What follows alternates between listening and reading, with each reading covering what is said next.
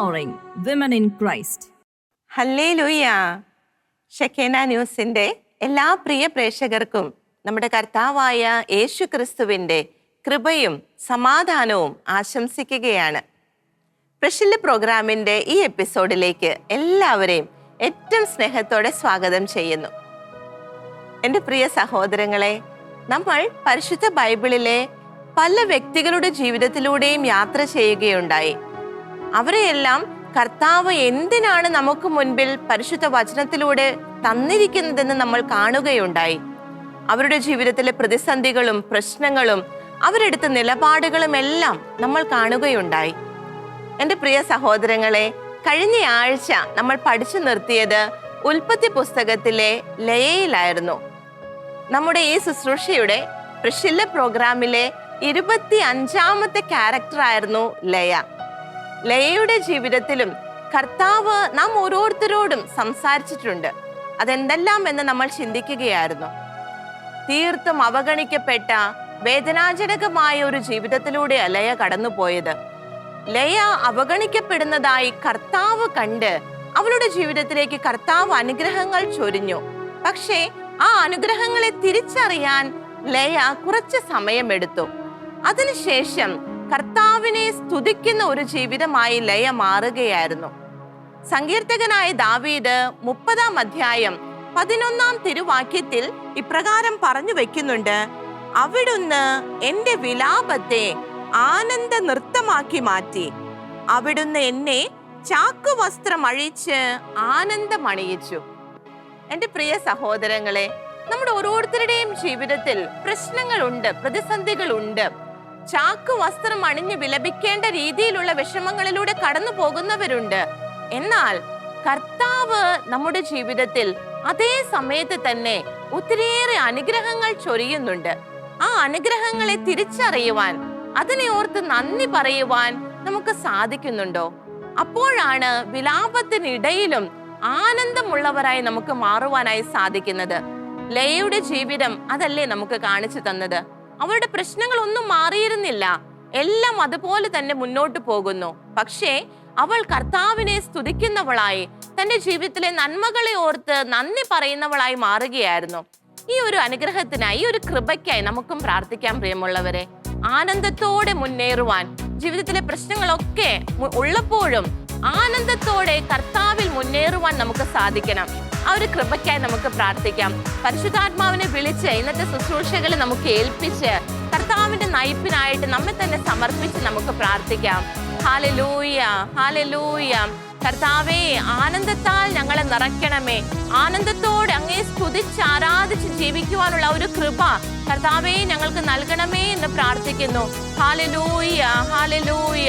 കർത്താവേ, ആനന്ദത്തോടെ മുന്നേറുവാനുള്ള കൃപ നൽകണമേ. Hallelujah, hallelujah. ആനന്ദമുണ്ട്, ആനന്ദമുണ്ട്. ആമേൻ.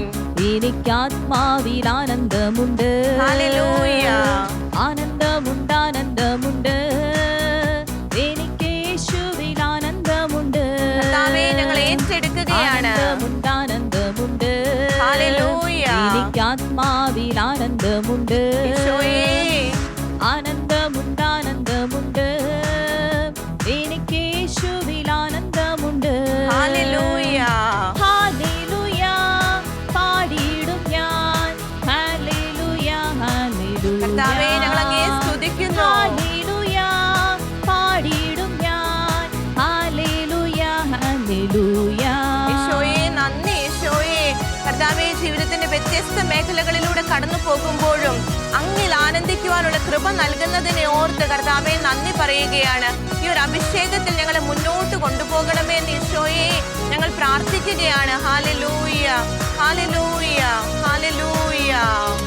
വചനം നൽകുന്ന ശക്തിയുണ്ട്. ആമേൻ. പ്രാർത്ഥിക്കുമ്പോൾ ആത്മനിറവുണ്ട്. ഹല്ലേലൂയ. വചനം നൽകുന്ന ശക്തിയുണ്ട്.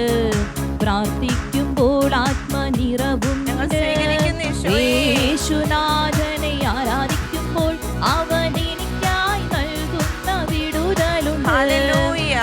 യേശുനാഥനെ ആരാധിക്കുമ്പോൾ അവൻ എനിക്കായി നൽകുന്ന വിടുതലുണ്ട്. ഹല്ലേലൂയ. ഹല്ലേലൂയ. പാടിയിടും ഞാൻ.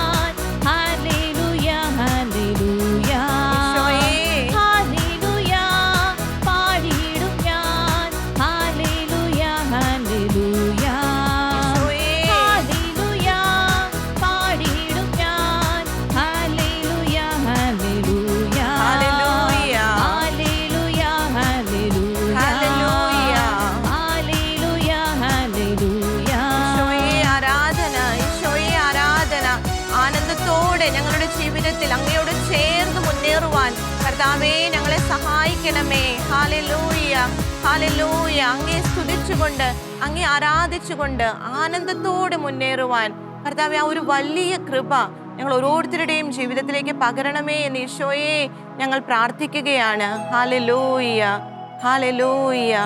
ഈശോയെ നന്ദി, ഈശോയെ ആരാധന. Hallelujah, hallelujah. ഞങ്ങളുടെ പ്രിയപ്പെട്ട അമ്മേ മാതാവേ, ജീവിതത്തിലെ ബുദ്ധിമുട്ടേറിയ സാഹചര്യങ്ങളിലൊക്കെ എൻ്റെ ചിത്തം എൻ്റെ രക്ഷകനായ ദൈവത്തിൽ ആനന്ദിക്കുന്നു എന്ന് പറഞ്ഞ് ഞങ്ങൾക്ക് മാതൃക കാണിച്ചു തന്ന ഞങ്ങളുടെ പ്രിയപ്പെട്ട അമ്മേ, ആ ഒരു കൃപയിൽ മുന്നേറുവാനുള്ള ഒരു അഭിഷേകം ഈശോയോട് പറഞ്ഞ് ഞങ്ങൾക്ക് വാങ്ങിത്തരണമേ. വിശുദ്ധ ഔസേപ്പ് പിതാവേ, തിരുക്കുടുംബത്തിൻ്റെ പാലക, ഞങ്ങളുടെ കുടുംബങ്ങൾ ആനന്ദത്തിൻ്റെ അഭിഷേകം പ്രാപിക്കുവാൻ ഔസേപ്പ് പിതാവേ ഞങ്ങൾക്ക് വേണ്ടി പ്രാർത്ഥിക്കണമേ. നമുക്ക് ചേർന്ന് പ്രാർത്ഥിക്കാം. നന്മ നിറഞ്ഞ മറിയമേ സ്വസ്തി, കർത്താവ് അങ്ങയോടുകൂടെ സ്ത്രീകളിൽ അങ്ങ് അനുഗ്രഹിക്കപ്പെട്ടവളാകുന്നു. അങ്ങയുടെ ഉദരത്തിൻ ഫലമായി ഈശോ അനുഗ്രഹിക്കപ്പെട്ടവനാകുന്നു. പരിശുദ്ധ മറിയമേ, തമ്പുരാന്റെ അമ്മേ, പാപികളായ ഞങ്ങൾക്ക് വേണ്ടി ഇപ്പോഴും ഞങ്ങളുടെ മരണസമയത്തും തമ്പുരാനോട് അപേക്ഷിക്കണമേ. ആമേൻ, ആമേൻ. യേശുക്രിസ്തുവിൽ എൻ്റെ പ്രിയമുള്ള സഹോദരങ്ങളെ, നമ്മൾ ഇന്നു മുതൽ ചിന്തിക്കുവാനായി പോകുന്നത് സുവിശേഷങ്ങളിൽ കർത്താവ് നമ്മെ പരിചയപ്പെടുത്തുന്ന ഒരു സ്ത്രീയുണ്ട്. വളരെയേറെ വിഷമത്തിൽ, വളരെയേറെ ശാരീരികമായ ബുദ്ധിമുട്ടിൽ കർത്താവിൻ്റെ അടുക്കലെത്തിയ ഒരു സ്ത്രീ. 3 സുവിശേഷങ്ങളിലും ഈ സ്ത്രീയെക്കുറിച്ച് നമുക്ക് പറഞ്ഞു തരുന്നുണ്ട്. നമുക്കറിയാം, രക്തസ്രാവമുള്ള ഒരു സ്ത്രീയെ കർത്താവ് നമുക്ക് പരിചയപ്പെടുത്തുന്നുണ്ട്. ഈ സ്ത്രീയെ കർത്താവ് നമ്മുടെ മുൻപിൽ കൊണ്ടുവന്ന് തരുമ്പോൾ എന്താണ് അവളിലൂടെ കർത്താവ് നാം ഓരോരുത്തരുടെയും ജീവിതങ്ങളിലേക്ക് പകരാനായി ആഗ്രഹിക്കുന്നത് എന്ന് നമുക്ക് ഒരുമിച്ച് ചിന്തിക്കാം. നമുക്ക് വിശുദ്ധ മർക്കോസ് ലീഹ എഴുതിയ സുവിശേഷ ഭാഗത്തേക്ക് കടന്നു വരാം. അവിടെ 5-ാം അധ്യായത്തിലാണ് നമ്മൾ ഈ രക്തസ്രാവമുള്ള ഈ സ്ത്രീയെ കണ്ടുമുട്ടുന്നത്. 5-ാം അധ്യായം 25-ാം വാക്യം നമുക്കൊന്ന് ശ്രദ്ധിക്കാം. 12 വർഷമായി രക്തസ്രാവമുള്ള ഒരു സ്ത്രീ ഉണ്ടായിരുന്നു. 12 വർഷമായി രക്തസ്രാവമുള്ള ഒരു സ്ത്രീ ഉണ്ടായിരുന്നു. ഇവിടെ 12 വർഷങ്ങളായി ആ സ്ത്രീ വളരെയേറെ ബുദ്ധിമുട്ടുകയാണ്. നമുക്കറിയാം, രക്തസ്രാവം മൂലം വളരെ കുറച്ച് നാളൊക്കെ ആണെങ്കിൽ പോലും വളരെയേറെ പ്രയാസമുള്ളൊരു കാര്യമാണത്. എന്നാൽ ഇവൾ 12 വർഷമായി ആ ബുദ്ധിമുട്ടിൽ തുടരുകയാണ്. ശാരീരികമായി വളരെ ക്ഷീണമുള്ള, വളരെ ബുദ്ധിമുട്ടുള്ള, അസ്വസ്ഥതകളുള്ള ഒരു അനുഭവം. ആ ഒരു ശാരീരിക ക്ലേശങ്ങൾക്കൊക്കെ ഉപരിയായി യഹൂദ നിയമം അനുസരിച്ച് ഇപ്രകാരം രോഗാവസ്ഥയിലായിരിക്കുന്ന ഒരു സ്ത്രീക്ക് ഒരു കാരണവശാലും സമൂഹത്തിലേക്ക് ഇറങ്ങി വരിക സാധ്യമായിരുന്നില്ല. അത് അവളെ സംബന്ധിച്ചിടത്തോളം വിലക്കപ്പെട്ട ഒന്നായിരുന്നു. നിയമപരമായി അവളെ കുറ്റക്കാരിയാക്കുന്ന ഒന്നായിരുന്നു സമൂഹ മധ്യത്തിലേക്ക് അവൾ ഇറങ്ങി വരിക എന്നത്. അതിനാൽ തന്നെ വളരെ ഒറ്റപ്പെട്ട ഒരു ജീവിതത്തിലൂടെ 12 വർഷമായി അവൾ കടന്നു പോവുകയാണ്. വൈകാരികമായി, ശാരീരികമായി, മാനസികമായിട്ടെല്ലാം വളരെയേറെ കഷ്ടപ്പെടുന്ന ഒരു സ്ത്രീയാണ് കർത്താവ് നമുക്കിവിടെ പരിചയപ്പെടുത്തി തരുന്നത്. പിന്നീട് 26-ാം വാക്യത്തിലേക്ക് വരുമ്പോൾ അവളെക്കുറിച്ച് കർത്താവ് വീണ്ടും നമുക്ക് പറഞ്ഞു തരുന്നുണ്ട്. പല വൈദ്യന്മാരുടെ അടുത്തുപോയി വളരെ കഷ്ടപ്പെടുകയും കൈവശമുള്ളതെല്ലാം ചെലവഴിക്കുകയും ചെയ്തിട്ടും അവളുടെ സ്ഥിതി മെച്ചപ്പെടുകയല്ല, കൂടുതൽ മോശമാവുകയാണ് ചെയ്തത്. അവൾ അനുഭവിക്കുന്ന കഷ്ടപ്പാടുകളെല്ലാം ഒരു വശത്ത്, അവളുടെ ചികിത്സയ്ക്ക് വേണ്ടി പല വൈദ്യന്മാരുടെ അടുക്കൽ പോയി എന്ന തിരുവചനം പറയുന്നേ. ഈ ഒരു അവസ്ഥയിൽ അവൾ നിരാശപ്പെട്ട് അവളുടെ വീടിന്റെ മുറിക്കുള്ളിൽ അടച്ചുപൂട്ടി മറ്റാരെയും കാണാതെ വേറെ ഒന്നിനെയും ഫേസ് ചെയ്യാതെ ഇരിക്കുന്നു എന്നല്ല കർത്താവിന്റെ വചനം പറയുന്നത്. 27-ാമത്തെ വാക്യത്തിലേക്ക് നമുക്ക് വരുമ്പോൾ അതിന്റെ ആദ്യ ഭാഗത്ത് കർത്താവിന്റെ വചനം എടുത്തു പറയുകയാണ്, അവൾ യേശുവിനെ കുറിച്ച് കേട്ടിരുന്നു. ജീവിത സാഹചര്യങ്ങളെല്ലാം വിപരീതമായി നിൽക്കുമ്പോഴും അവൾ യേശുവിനെ കുറിച്ച് കേൾക്കുകയാണ്. ആ കേൾവി അവൾക്ക് വലിയൊരു പ്രത്യാശയായി, വിശ്വാസമായി മാറുകയാണ്. എൻ്റെ പ്രിയ സഹോദരങ്ങളെ, യേശുവിനെ കുറിച്ച് കേട്ട അവൾ പിന്നീട് എന്താണ് ചെയ്തതെന്ന് 28-ാമത്തെ വാക്യത്തിൽ നമുക്ക് തിരുവചനം പറഞ്ഞു തരുന്നുണ്ട്. അവന്റെ വസ്ത്രത്തിൽ ഒന്ന് തൊട്ടാൽ മാത്രം മതി, അവന്റെ വസ്ത്രത്തിൽ ഒന്ന് തൊട്ടാൽ മാത്രം മതി, ഞാൻ സുഖം പ്രാപിക്കുമെന്ന് അവൾ വിചാരിച്ചിരുന്നു. ഇവിടെയാണ് എൻ്റെ പ്രിയ സഹോദരങ്ങളെ, നാം ഓരോരുത്തർക്കും മുമ്പിലും കർത്താവ് ഒരു ചോദ്യചിഹ്നം ഉയർത്തുന്നത്. മാനുഷികമായി യാതൊരു പ്രത്യാശയും അവൾക്ക് ഇനി ഇല്ല. എല്ലാവിധ ഡോക്ടർമാരെയും അവൾ കണ്ടു കഴിഞ്ഞു. അവളുടെ കയ്യിലെ സമ്പത്ത് മുഴുവൻ തീർന്നു കഴിഞ്ഞു. വളരെ നിരാശാജനകമായ ആ ഒരു അവസ്ഥയിൽ നിൽക്കുമ്പോൾ അവൾ യേശുവിനെ കുറിച്ച് കേൾക്കുകയാണ്. ആ കേൾവിയിൽ നിന്ന് അവളുടെ വിശ്വാസ തലം എത്രമാത്രം ഉയർന്നു പോയി എന്നതാ നമ്മൾ ശ്രദ്ധിക്കേണ്ടത്. ആ യേശുവിന്റെ വസ്ത്രത്തിൽ ഒന്ന് തൊട്ടാൽ മാത്രം മതി, താൻ സൗഖ്യം പ്രാപിക്കുമെന്ന്. 12 വർഷമായി താൻ അനുഭവിക്കുന്ന ഈ ഒരു അസുഖത്തിൽ നിന്ന് താൻ വിമുക്തിയാകുമെന്ന് അവൾ വിശ്വസിക്കുകയാണ്. ആ സഹോദരിയുടെ, ആ രക്തസ്രാവക്കാരി സ്ത്രീയുടെ വിശ്വാസം, അതാണ് പ്രിയമുള്ളവരെ ഇന്ന് നമ്മൾ ചിന്തിക്കാനായി പോകുന്നത്. അവൾ കേട്ട വചനം, കർത്താവിനെ പറ്റി അവൾ കേട്ടു. അത് അവളിൽ 100 മേനി ഫലം നൽകുകയാണ്. അത് അവളിൽ വിശ്വാസമായി മാറുകയാണ്. നമ്മൾ റാഹാബിനെ കുറിച്ച് പഠിച്ചപ്പോൾ പറഞ്ഞതാണ്, റാഹാബ് എന്ന വ്യക്തി മാത്രമല്ല ജെറിക്കോ പട്ടണത്തിൽ കർത്താവിനെ കുറിച്ച് കേട്ടത്. എന്നാൽ അവൾ അത് കേട്ട് കഴിഞ്ഞപ്പോൾ, ജോഷുവയുടെ പുസ്തകത്തിൽ നമ്മൾ കണ്ടു, റാഹാബ് അത് കേട്ട് കഴിഞ്ഞപ്പോൾ അവൾ സത്യദൈവത്തിൽ വിശ്വസിക്കുന്നവളായി മാറുകയാണ്. അതുവരെ താൻ വില നൽകിയിരിക്കുന്ന എല്ലാ ദൈവങ്ങളെയും അവൾ ഉപേക്ഷിക്കുകയാണ്. ഇസ്രായേലിന്റെ ദൈവത്തിലേക്ക് റാഹാബ് കടന്നു വരികയാണ്. ഇതേ കാര്യം തന്നെയാണ് ഇവിടെ രക്തസ്രാവക്കാരി ഈ സ്ത്രീയുടെ ജീവിതത്തിലും സംഭവിച്ചത്. പ്രതിസന്ധികളാൽ നിറഞ്ഞ ആ ഒരു ജീവിതത്തിൽ, പ്രതികൂലങ്ങൾ മുന്നിൽ മലയായി നിൽക്കുന്ന ആ ഒരു സമയത്ത് വേറൊരു വഴിയും അവൾക്ക് മുൻപിൽ ഇല്ലായിരുന്നു. ജീവിതം വഴിമുട്ടി നിന്ന ആ ഒരു അവസ്ഥയിൽ അവൾ യേശുവിനെ കുറിച്ച് കേട്ട ആ യേശുവിനെ അവൾ സ്വന്തമാക്കുകയാണ്. ആ യേശുവിന്റെ ശക്തിയെ അവൾ വിശ്വസിക്കുകയാണ്. നമുക്കറിയാം, പൗലോസ്ലീഹ റോമാക്കാർക്ക് എഴുതിയ ലേഖനം അവിടെ 10-ാം അധ്യായം 17-ാം തിരുവാക്യത്തിൽ പൗലോസ്ലീഹ നമുക്കൊരു വലിയ ആഹ്വാനം നൽകുന്നുണ്ട്. ആകയാൽ വിശ്വാസം കേൾവിയിൽ നിന്നും, കേൾവി ക്രിസ്തുവിനെ പറ്റിയുള്ള പ്രസംഗത്തിൽ നിന്നുമാണ്. ക്രിസ്തുവിനെ പറ്റിയുള്ള പ്രസംഗം കേട്ട് കഴിഞ്ഞപ്പോൾ അത് വിശ്വാസമായി മാറുകയായിരുന്നു. ക്രിസ്തുവിലുള്ള ആഴമേറിയ വിശ്വാസത്തിലേക്ക് ഇവിടെ ഈ രക്തസ്രാവക്കാരി സ്ത്രീയെ ആ പ്രസംഗങ്ങൾ, ആ കേൾവി നയിക്കുകയായിരുന്നു. എൻ്റെ പ്രിയമുള്ളവരെ, നാം ഒന്ന് ചിന്തിച്ചു നോക്കുക. എത്രമാത്രം നമ്മൾ ക്രിസ്തുവിനെ പറ്റി കേട്ടിട്ടുണ്ട്. ക്രിസ്തു നൽകിയ അത്ഭുതങ്ങൾ, അവിടുത്തെ വലിയ ശക്തി എല്ലാം നമ്മൾ കേട്ടിട്ടുണ്ട്. എത്രമാത്രം നമ്മുടെ ജീവിതത്തിൽ അത് വിശ്വാസമായി മാറിയിട്ടുണ്ട്. പ്രശ്നങ്ങളും പ്രതിസന്ധികളും വരുമ്പോൾ നമുക്കറിയാം, വിധക്കാരന്റെ ഉപമയിൽ കർത്താവ് പറഞ്ഞതുപോലെ പലവിധ കാര്യങ്ങൾ വന്ന് ഞെരുക്കുമ്പോൾ നമ്മൾ കേട്ട ക്രിസ്തുവിനെ കുറിച്ചുള്ള അറിവുകൾ, ആ ബോധ്യങ്ങൾ ഞെരുങ്ങി പോവുകയാണോ ചെയ്യുന്നത്?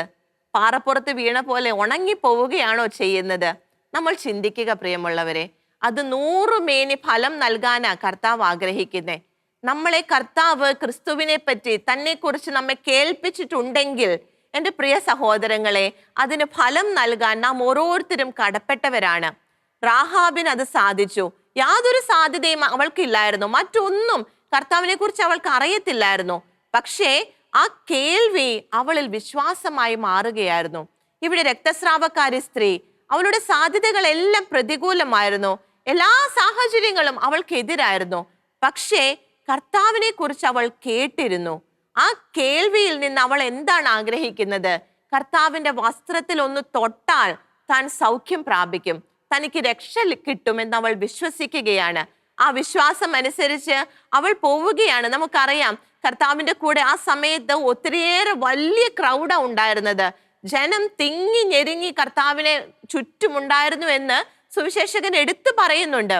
ആ തിങ്ങി ഞെരുങ്ങിയുള്ള ജനത്തിനിടയിലൂടെ ഈ സഹോദരി വളരെ കഷ്ടപ്പെട്ട് പോവുകയാണ്. നമുക്കറിയാം, അവൾക്ക് അത് തീർത്തും അനുവദനീയമല്ലാത്തൊരു കാര്യമായിരുന്നു. അവളുടെ വിശ്വാസം അവളെ അതിന് പ്രാപ്തയാക്കുകയാണ്. ആ റിസ്ക് ഏറ്റെടുക്കാൻ, അതിലൂടെ വരുന്നത് എന്തും നേരിടാനുള്ള ആ ഒരു ധൈര്യം, മനഃശക്തി അവൾക്ക് അവളുടെ വിശ്വാസം പകർന്നു കൊടുക്കുകയാണ്. എല്ലാ സാഹചര്യങ്ങളും എതിരായിട്ടും അതിനിടയിലൂടെ ആരോഗ്യപരമായി വളരെ വീക്കാണ് അവൾ. ഒത്തിരിയേറെ ജനത്തിനിടയിലൂടെ തിങ്ങി ഞെരുങ്ങി വേണം കർത്താവിലേക്ക് എത്തിച്ചേരുവാനായിട്ട്. അതൊന്നും അവൾ പ്രശ്നമായി കാണുന്നില്ല. സമൂഹം തന്റെ മേൽ വെച്ചിരിക്കുന്ന ആ ഒരു തടസ്സം, അതും അവൾ പ്രശ്നമായി കാണുന്നില്ല. എന്താ പരിശുദ്ധ വചനം പറയുന്നേ? വിശുദ്ധ മർക്കോസിന്റെ സുവിശേഷം 5-ാം അധ്യായം അതിൽ 27-ാം വാക്യത്തിന്റെ 2-ാം ഭാഗത്തേക്ക് നമുക്കൊന്ന് കടന്നു വരാം. ജനക്കൂട്ടത്തിനിടയിലൂടെ അവൾ അവന്റെ പിന്നിൽ ചെന്ന് വസ്ത്രത്തിൽ സ്പർശിച്ചു. അവൾ തന്റെ വിശ്വാസം നൽകിയ ആ ഒരു ധൈര്യത്തിൽ ജനക്കൂട്ടത്തിനിടയിലൂടെ തിങ്ങി ഞെരുങ്ങി ചെന്ന് കർത്താവിന്റെ വസ്ത്രത്തിൽ സ്പർശിക്കുകയാണ്. അവൾക്ക് കർത്താവിൽ നിന്ന് ലഭിച്ച, കർത്താവിനെ കുറിച്ചുള്ള ആ ഒരു കേൾവിയിൽ നിന്നും ലഭിച്ച ആ വിശ്വാസം അവൾ അത് പ്രവൃത്തി പദത്തിലേക്ക് കൊണ്ടുവരികയാണ്. അവൾ തന്റെ മുൻപിലുള്ള എല്ലാ പ്രതിസന്ധികളെയും നീക്കി തിങ്ങി ഞെരുങ്ങി തനിക്ക് അനുവദനീയമല്ലാത്ത ആ ഒരു സമൂഹത്തിനിടയിലൂടെ ചെന്ന് കർത്താവിന്റെ വസ്ത്രത്തിൽ തൊടുകയാണ്. എൻ്റെ പ്രിയ സഹോദരങ്ങളെ, വിശ്വാസത്തോടെ തന്നെ വിളിച്ചപേക്ഷിക്കുന്നവരുടെ മുൻപിൽ കർത്താവ് നിൽക്കുക തന്നെ ചെയ്യുമെന്നാണ് രക്തസ്രാവക്കാരി സ്ത്രീ നമുക്ക് പറഞ്ഞു തരുന്നത്. അത്രയും തിരക്കിനിടയിൽ ശിഷ്യന്മാർ ചോദിക്കുന്നുണ്ട്, ഇത്രയേറെ തിങ്ങി ഞെരുങ്ങി ജനം നിൽക്കുമ്പോൾ കർത്താവ് അവളുടെ ആ സ്പർശനത്തെ തിരിച്ചറിയുകയാണ്. അവളുടെ ആഗ്രഹത്തെ കർത്താവ് കാണുകയാണ്. അവളുടെ വിശ്വാസത്തിന് കർത്താവ് വില നൽകുകയാണ്. ആ വസ്ത്രത്തിൽ തൊട്ട ആ നിമിഷം തന്നെ അവൾ സൗഖ്യം പ്രാപിക്കുകയാണ്. അവളുടെ വിശ്വാസം അവൾക്ക് രക്ഷയായി മാറുകയാണ്. പക്ഷേ അതിന് അവൾ കൊടുത്ത ഒരു വിലയുണ്ട്. വിശ്വാസം അവൾക്ക് രക്ഷയായി മാറി, ശരിയാണ്. പക്ഷേ അവൾ കൊടുത്ത ഒരു വില, എൻ്റെ പ്രിയ സഹോദരങ്ങളെ, ആ ഒരു വില കൊടുക്കാൻ, അതുപോലെ റിസ്ക് ഏറ്റെടുക്കാൻ നമ്മൾ തയ്യാറാണോ? കർത്താവ് എപ്പോഴും നമ്മുടെ സമീപത്തുണ്ട്. കർത്താവിനോട് ചേർന്ന് പോകുമ്പോൾ എടുക്കേണ്ടതായ ചില കാര്യങ്ങളുണ്ട്, ചില നിലപാടുകളുണ്ട്, ചില റിസ്കുകളുണ്ട്. അതെടുക്കാൻ നമ്മൾ തയ്യാറാണോ? സുവിശേഷത്തിലൂടെ നമ്മൾ യാത്ര ചെയ്യുമ്പോൾ കർത്താവ് ഒത്തിരിയേറെ അത്ഭുതങ്ങൾ പ്രവർത്തിക്കുന്നതായി നമുക്ക് കാണുവാനായി സാധിക്കും. അവിടെയെല്ലാം കർത്താവ് അവരുടെ വിശ്വാസത്തെ അപ്രിഷ്യേറ്റ് ചെയ്യുന്നുണ്ട്. നിങ്ങളുടെ വിശ്വാസത്തെ പ്രതിയാണ് കർത്താവ് അത്ഭുതം ചെയ്തതെന്ന് കർത്താവ് പറയുന്നുണ്ട്. എന്നാൽ അതോടൊപ്പം എല്ലാം നമ്മൾ ശ്രദ്ധിക്കേണ്ട ഒരു കാര്യമുണ്ട്. ഈ വ്യക്തി അവർ എടുക്കുന്ന ചില സ്റ്റെപ്പുകളുണ്ട്, വളരെ റിസ്ക് നിറഞ്ഞ ചില സ്റ്റെപ്പുകളുണ്ട്. നമുക്ക് ഏതാനും ചില വ്യക്തികളെ ഒന്ന് ശ്രദ്ധിക്കാം. വിശുദ്ധ മത്തായി എഴുതിയ സുവിശേഷത്തിലേക്ക് നമുക്ക് കടന്നു വരാം. 8-ാം അധ്യായം അവിടെ 2-ാം തിരുവാക്യത്തിൽ നമ്മളൊരു കുഷ്ഠരോഗിയെ കണ്ടുമുട്ടുന്നുണ്ട്. അവിടെ തിരുവചനം എന്താ പറയുന്നേ? അപ്പോൾ ഒരു കുഷ്ഠരോഗി അടുത്തു വന്ന് താണുവണങ്ങി പറഞ്ഞു, കർത്താവേ, അങ്ങേക്ക് മനസ്സുണ്ടെങ്കിൽ എന്നെ ശുദ്ധനാക്കാൻ കഴിയും. ഇവിടെയും എൻ്റെ പ്രിയമുള്ളവരെ, കുഷ്ഠരോഗിയുടെ വിശ്വാസത്തെ ഒന്ന് ഓർത്തു നോക്കിക്കേ. അവൻ കുഷ്ഠരോഗിയാണ്. സമൂഹത്തിൽ അവൻ വിലക്കപ്പെട്ടവനാണ്. അവനോട് വരാൻ പാടില്ലാത്തതാണ്. പക്ഷേ കർത്താവിന് അവനെ സൗഖ്യമാക്കാൻ സാധിക്കുമെന്ന് അവൻ വിശ്വസിച്ചിരുന്നു. കർത്താവിലുള്ള ആ വിശ്വാസമാണ് ആ സമൂഹ മധ്യത്തിലേക്ക് അവനെ കൊണ്ടുവന്നത്. ആ സ്റ്റെപ്പ് എടുക്കാൻ അവൻ തയ്യാറായപ്പോഴാണ് കർത്താവ് അവന് സൗഖ്യം നൽകുന്നത്. വീണ്ടും തൊട്ടടുത്ത് തന്നെ നമ്മൾ ശതാധിപനെ കണ്ടുമുട്ടുന്നുണ്ട്. 8-ാം അധ്യായം അവിടെ 5-ഉം 6-ഉം തിരുവാക്യങ്ങൾ നമുക്കൊന്ന് ശ്രദ്ധിക്കാം. യേശു കഫർനാമിൽ പ്രവേശിച്ചപ്പോൾ ഒരു ശതാധിപൻ അവന്റെ അടുക്കൽ വന്ന് യാചിച്ചു, കർത്താവേ, എന്റെ ഭൃത്യൻ തളർവാദം പിടിപെട്ട് കഠിന വേദന അനുഭവിച്ച് വീട്ടിൽ കിടക്കുന്നു. എന്റെ പ്രിയമുള്ളവരെ, ശതാധിപൻ എന്ന് പറയുന്നത് ഒരു സാധാരണക്കാരനാണോ? അദ്ദേഹം ഒരു ഗവൺമെന്റ് ഒഫീഷ്യലാണ്. റോമ സാമ്രാജ്യത്തിലെ വളരെ സ്ഥാനങ്ങളുള്ള ഒരു ഗവൺമെന്റ് ഒഫീഷ്യലാണ് ഈ ശതാധിപൻ. ഈ ശതാധിപൻ കർത്താവിന്റെ മുൻപിൽ, സമൂഹത്തിൽ അന്ന് കർത്താവിന് വലിയ വിലയൊന്നും കൊടുത്തിട്ടില്ല. ആ സമയത്ത് കർത്താവിന്റെ മുൻപിലേക്ക് ഈ ശതാധിപൻ ഇങ്ങനെ ഒരു യാചനയുമായി കടന്നു വരണമെങ്കിൽ അവന്റെ വിശ്വാസം എത്രമാത്രം ഉണ്ടെന്ന് നമ്മൾ ചിന്തിക്കണം. നമ്മൾ വലിയ ഹൈ റാങ്കിങ്ങിൽ നിൽക്കുമ്പോൾ ഇത്രയും എളിമപ്പെട്ടു വരാൻ നമുക്ക് സാധിക്കുന്നുണ്ടോ കർത്താവിന്റെ മുൻപിൽ? നമ്മൾ ചിന്തിക്കണം. കർത്താവിനെ പ്രതി ആ സ്റ്റെപ്പ് എടുക്കാൻ, ഒന്ന് താഴ്ന്നു കൊടുക്കാൻ, കർത്താവിന്റെ മുൻപിലേക്ക് ഒന്ന് എളിമയോടെ കടന്നു വരാൻ നമുക്ക് സാധിക്കുമോ? അവിടെയാണ് കർത്താവ് തന്റെ അത്ഭുതത്തിന്റെ കരം നമ്മുടെ മേൽ വയ്ക്കുക. വീണ്ടും നമുക്ക് അടുത്ത അത്ഭുതത്തെ ഒന്ന് ചിന്തിച്ചു നോക്കാം. 9-ാം അധ്യായം, വിശുദ്ധ മത്തായി എഴുതിയ സുവിശേഷം 9-ാം അധ്യായം 2-ാം വാക്യം നമുക്കൊന്ന് ശ്രദ്ധിക്കാം. അവർ ഒരു തളർവാദ രോഗിയെ, കുറച്ചു പേർ ചേർന്ന് ഒരു തളർവാദ രോഗിയെ ശയ്യയോടെ അവന്റെ അടുക്കൽ കൊണ്ടുവന്നു. ആ തളർവാദ രോഗിയെ ശയ്യയോടെ കൊണ്ടുവന്നവരുടെ വിശ്വാസം, എന്റെ പ്രിയ സഹോദരങ്ങളെ, നമുക്കതിന് സാധിക്കുമോ? ആ കിടക്കയോട് കൂടി ആ തളർവാദ രോഗിയെ എടുത്തുകൊണ്ട് വരുമ്പോൾ അവർക്കൊരു ഉറപ്പുണ്ട്, കർത്താവ് അവരെ സൗഖ്യമാക്കും. ആ തളർവാദ രോഗി സൗഖ്യം പ്രാപിക്കുമെന്ന് ഈ കൊണ്ടുവന്നവർക്കൊരു ഉറപ്പുണ്ട്. അതുകൊണ്ട് മാത്രമാണ് അവർ ആ ഒരു റിസ്ക് ഏറ്റെടുക്കുന്നത്. ആ സമൂഹത്തിനിടയിലേക്ക് ശയ്യയോടെ ആ തളർവാദ രോഗിയെ കൊണ്ടുവരുമ്പോൾ അതിന് പിന്നിൽ അവർ കൊടുക്കുന്ന ഒരു വിലയുണ്ട്. അതാണ് കർത്താവ് ശ്രദ്ധിച്ചത്. ആ വിശ്വാസത്തെയാണ് കർത്താവ് അവിടെ വില നൽകി അനുഗ്രഹിക്കുന്നത്. വീണ്ടും 9-ാം അധ്യായത്തിൽ തന്നെ 27-ഉം 28-ഉം വാക്യങ്ങൾ നമുക്കൊന്ന് ശ്രദ്ധിക്കാം. യേശു അവിടെ നിന്ന് കടന്നു പോകുമ്പോൾ രണ്ട് അന്ധന്മാർ ദാവീദിന്റെ പുത്ര ഞങ്ങളിൽ കനിയണമേ എന്ന് കരഞ്ഞപേക്ഷിച്ചുകൊണ്ട് അവനെ അനുഗമിക്കുകയാണ്. രണ്ട് അന്ധന്മാരാണ്. അവർക്ക് ഈ കർത്താവിനെ അനുഗമിക്കുക, കർത്താവിന്റെ കൂടെ കുറെ പേരുണ്ട്, അവരുടെ ഇടയിലൂടെ കർത്താവിനെ അനുഗമിക്കുക എന്ന് പറയുന്നത് അവരെ സംബന്ധിച്ച് അത്ര സുഖമുള്ള കാര്യമൊന്നുമല്ല. അന്ധന്മാരായ അവർക്ക് അവരുടേതായ കുറെ ബുദ്ധിമുട്ടുകളുണ്ട്. എന്നാൽ അവർ കർത്താവിനെ അനുഗമിക്കുകയാണ്, കർത്താവിന്റെ പിറകെ അവർ പോവുകയാണ്. കണ്ണ് കാണുന്നില്ല എന്നത് അവർ വിലമതിക്കുന്നില്ല, അവർ വില കൊടുക്കാൻ തയ്യാറാവുകയാണ്. അവിടെ അവരുടെ വിശ്വാസത്തെ കർത്താവ് അവിടെ അനുഗ്രഹിക്കുകയാണ്. അവർക്ക് കാഴ്ച നൽകി കർത്താവ് അനുഗ്രഹിക്കുകയാണ്. ഇവിടെ എല്ലാം ഇനിയും നമ്മൾക്ക് ഒത്തിരിയേറെ അനുഭവങ്ങൾ പരിശുദ്ധ വചനം പറഞ്ഞു തരുന്നുണ്ട്. ഇവിടെ എല്ലാം എന്താ സംഭവിക്കുന്നേ? അവരുടെ വിശ്വാസം പ്രവൃത്തി പദത്തിലേക്ക് എത്തുമ്പോൾ കർത്താവ് അതിന് ഉത്തരം നൽകുകയാണ്. അതിന് കർത്താവ് രക്ഷയായി മാറ്റുകയാണ്. അവരുടെ വിശ്വാസത്തെ കർത്താവ് അനുഗ്രഹിച്ചുയർത്തുകയാണ്. എൻ്റെ പ്രിയ സഹോദരങ്ങളെ, വിശ്വാസം നമ്മൾ കേൾവിയിൽ നിന്ന് പ്രാപിച്ചവരാണ്. കേൾവിയിൽ നിന്ന് വിശ്വാസം പ്രാപിച്ചവരാണ് നമ്മൾ എല്ലാവരും. കർത്താവിനെ പറ്റി അനുദിനം എന്ന പോലെ നമ്മൾ കേൾക്കുന്നതാണ്. പരിശുദ്ധ ബൈബിളിലൂടെ മറ്റു പലരിലൂടെ എല്ലാം കർത്താവിനെ പറ്റി കേൾക്കുന്ന നമ്മിൽ വിശ്വാസം എത്രമാത്രം ഫലം നൽകുന്നുണ്ട്, അത് എത്രമാത്രം പ്രവൃത്തി പദത്തിലേക്ക് എത്തിക്കുന്നുണ്ട്. റിസ്കുകൾ വരുമ്പോൾ വിശ്വാസത്തെ നമ്മൾ ഒരു സൈഡിലേക്ക് മാറ്റി വെക്കുകയാണോ ചെയ്യുന്നത്? ഇവിടെ രക്തസ്രാവക്കാരി സ്ത്രീ കർത്താവിനെ പറ്റി കേട്ടു.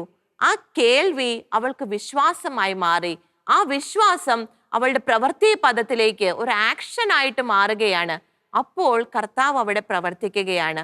ഈ ഒരു കാര്യത്തിലേക്ക് പ്രിയ സഹോദരങ്ങളെ, ഇന്ന് കർത്താവ് നാം ഓരോരുത്തരെയും വിളിക്കുന്നത്, വിശ്വാസമുണ്ടെങ്കിൽ അത് നമ്മുടെ ജീവിതത്തിൽ പ്രവൃത്തി പദത്തിലേക്ക് നമ്മൾ എത്തിക്കണം. അതൊരു ആക്ഷനിലേക്ക് നമ്മൾ എത്തിക്കണം. വിശ്വാസമുണ്ടെന്ന് പറഞ്ഞത് കൊണ്ടോ അത് ഹൃദയത്തിൽ വെച്ചതുകൊണ്ടോ കർത്താവ് അതിൽ സംപ്രീതനാവുകയില്ല. അതിനനുസരിച്ച് നമ്മുടെ ജീവിതത്തിൽ അതിനനുസരിച്ചുള്ള നിലപാടുകൾ, സ്റ്റെപ്പുകൾ എടുക്കാൻ വിളിക്കപ്പെട്ടവരാണ് നാം ഓരോരുത്തരും. വിശുദ്ധ മത്തായി എഴുതിയ സുവിശേഷം 21-ാം അധ്യായം 21-ഉം 22-ഉം വാക്യങ്ങൾ നമുക്കൊന്ന് ശ്രദ്ധിക്കാം. യേശു പറഞ്ഞു, സത്യമായി ഞാൻ നിങ്ങളോട് പറയുന്നു, നിങ്ങൾ വിശ്വസിക്കുകയും സംശയിക്കാതിരിക്കുകയും ചെയ്താൽ അത്തിവൃക്ഷത്തോട് ഞാൻ ചെയ്തതു മാത്രമല്ല നിങ്ങൾക്ക് ചെയ്യാൻ കഴിയുക. ഈ മലയോട് ഇവിടെ നിന്നു മാറി കടലിൽ ചെന്ന് വീഴുക എന്നു നിങ്ങൾ പറഞ്ഞാൽ അത് സംഭവിക്കും. വിശ്വാസത്തോടെ പ്രാർത്ഥിക്കുന്നതെല്ലാം നിങ്ങൾക്ക് ലഭിക്കും. വിശ്വാസത്തോടെ പ്രാർത്ഥിക്കുന്നതെല്ലാം നിങ്ങൾക്ക് ലഭിക്കും എന്ന് കർത്താവ് ഉറപ്പ് തരികയാണ്. രക്തസ്രാവക്കാരി സ്ത്രീയുടെ ആ ഒരു വിശ്വാസം, അത് നമ്മുടെ മുൻപിൽ വലിയൊരു വെല്ലുവിളിയായി നിൽക്കട്ടെ പ്രിയ സഹോദരങ്ങളെ. അത്രമാത്രം കഷ്ടപ്പാടിൽ, വളരെയേറെ ബുദ്ധിമുട്ടിൽ, മുന്നോട്ട് പോകാൻ യാതൊരു മാർഗവുമില്ലാതെ വഴിമുട്ടി നിൽക്കുന്ന ആ ഒരു അവസ്ഥയിൽ 12 വർഷമായി കൊണ്ടു നടക്കുന്ന ആ രോഗപീഡയിലെല്ലാം കർത്താവിലുള്ള വിശ്വാസം അവൾ ഏറ്റുപറയുകയായിരുന്നു. അവൾ അതനുസരിച്ച് പ്രവർത്തിക്കുകയായിരുന്നു. വിശ്വാസത്തോടെ അവൾ ചോദിച്ചപ്പോൾ കർത്താവ് അത് നൽകുകയായിരുന്നു. ഇത് നമുക്കെല്ലാവർക്കും സാധിക്കുന്ന ഒരു കാര്യമാണ്. വിശ്വാസത്തോടെ ആ ഒരു കർത്താവിനെ കുറിച്ചുള്ള കേൾവിയിൽ നിന്ന് വിശ്വാസത്തെ പുറപ്പെടുവിക്കുവാൻ, ആ വിശ്വാസം പ്രവൃത്തി പദത്തിലേക്ക് എത്തിക്കുവാൻ നമുക്ക് എല്ലാവർക്കും സാധിക്കട്ടെ. ആ ഒരു കൃപയ്ക്കായി നമുക്ക് പ്രാർത്ഥിക്കാം. ഇന്ന് കർത്താവ് നൽകിയ ഈ ഒരു ആഹ്വാനത്തെ ഓർത്ത് നന്ദിയുള്ള ഹൃദയത്തോടെ നമുക്കായിരിക്കാം. രക്തസ്രാവക്കാരി സ്ത്രീ നമുക്ക് കാണിച്ചു തന്നതുപോലെ കർത്താവിലുള്ള വിശ്വാസം മറ്റെന്തിനേയും തരണം ചെയ്യുവാൻ, എല്ലാം ഓവർകം ചെയ്യുവാൻ നമ്മെ സഹായിക്കുമെന്ന് അവൾ നമുക്ക് കാണിച്ചു തന്നു. അവൾ സ്വതന്ത്രയാവുകയാണ്, കർത്താവിൽ അവൾ ഫ്രീ ആവുകയാണ്. ആ ഒരു വിളി നമുക്കുമുണ്ട് പ്രിയമുള്ളവരെ. അതിലേക്ക് നമുക്ക് കടന്നു വരാം. കർത്താവിന് നന്ദി പറഞ്ഞുകൊണ്ട് നമ്മുടെ കർത്താവിനെ നമുക്ക് സ്തുതിച്ച് ആരാധിക്കാം. Hallelujah, hallelujah. ഈശോയെ നന്ദി പറയുന്നു. അങ്ങ് ഞങ്ങളെ പഠിപ്പിക്കുന്ന കാര്യങ്ങളെ ഓർത്ത് നന്ദി പറയുന്നു. കർത്താവേ, എല്ലാ സഹോദരങ്ങളും അത്ഭുതങ്ങൾ ഏറ്റെടുത്തവരെല്ലാം വിശ്വാസത്തിൽ ഉയർച്ച പ്രാപിച്ചതുപോലെ ആ ഒരു കൃപയിലേക്ക് ഞങ്ങളെ ഉയർത്തണമേ എന്ന് പ്രാർത്ഥിക്കുന്നു. Hallelujah, hallelujah. ഫലമില്ലാ മരത്തിന് ഫലമേകും, ബലമില്ലാ ഭുജത്തിന് ബലമേകും. ഫലമില്ലാ മരത്തിന് ഫലമേകും, ബലമില്ലാ ഭുജത്തിന് ബലമേകും. ചെകിടന കേൾവിയും മന്ദന കാഴ്ചയും സാധുവിനപ്പവുമായി എന്നേശു എന്നാളും എൻ രക്ഷകൻ. ചെകിടന കേൾവിയും മന്ദന കാഴ്ചയും സാധുവിനപ്പവുമായി എന്നേശു എന്നാളും എൻ രക്ഷകൻ. ഹല്ലേലൂയ. ആ പൊക്കിൽ ഒരു വാക്കാൽ ഞാൻ സൗഖ്യമായി, ഹല്ലേലൂയ. ആ നിഴലിൻ വിലാപത്തെ നൃത്തമാക്കി, ആ നോട്ടം എൻ ജീവന്റെ രക്ഷയായി, ആ പാത ഞാൻ പിഞ്ചെല്ലും എന്നും എന്നും. ആ നോട്ടം എൻ ജീവന്റെ രക്ഷയായി, ആ പാത ഞാൻ പിഞ്ചെല്ലും എന്നും എന്നും. അതെ കർത്താവേ, ഞങ്ങൾ ഏറ്റു പറയുന്നു, എന്തുമാത്രം റിസ്ക് ഉണ്ടെങ്കിലും അങ്ങയുടെ പാത ഞങ്ങൾ പിൻചെല്ലും. ഞങ്ങൾ ഏറ്റു പറയുകയാണ് കർത്താവേ, ആ തീരുമാനത്തെ അഭിഷേകം ചെയ്യണമേ ഈശോയെ. Hallelujah, hallelujah. ഈശോയെ നന്ദി. ഹല്ലേലൂയ. ഒന്നുമില്ലാത്തോർക്കായി യേശുനാഥൻ പൊൻകരം നീട്ടിടും കുപ്പയിടും. ഈശോയെ ഒന്നുമില്ലാത്തോർക്കായി യേശുനാഥൻ പൊൻകരം നീട്ടിടും കുപ്പയിടും. വിശ്വസിക്കുന്നു കർത്താവേ. നിന്നുയർത്തിടും സാധുക്കളെ, കൃപയിൽ നിറച്ചിടും ബലമേകിടും. ഹല്ലേലൂയ. നിന്നുയർത്തിടും സാധുക്കളെ, കൃപയിൽ നിറച്ചിടും ബലമേകിടും. നന്ദി ഈശോയെ.